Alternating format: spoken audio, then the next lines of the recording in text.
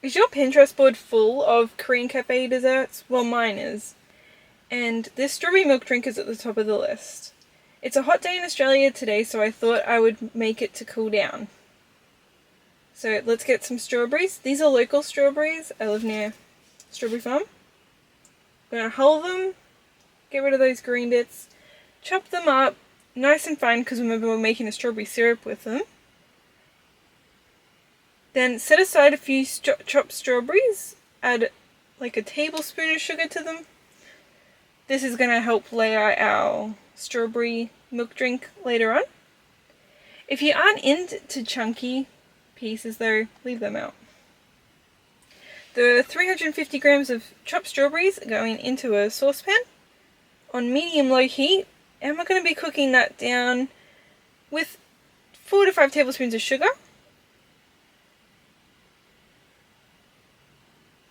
We're going to let that cook down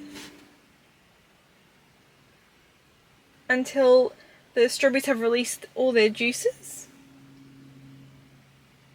Just like this. Nice and bubbly. So once they've released their juices quite a lot, we're going to be adding a slurry. So that's cornflour with a bit of water, cold water. This is going to thicken up your strawberry syrup.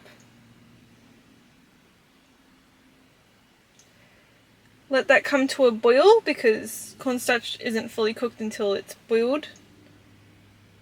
And then we're going to be pouring that with ice into our glass cup. So I left the chunky strawberry out for my boyfriend because he does not like chunky fruit pieces. So leave that out if you need to. So we've added the syrup, the milk, and now I will be doing another layer of the strawberries, ice, and strawberry syrup and milk. You couldn't quite see the second layer.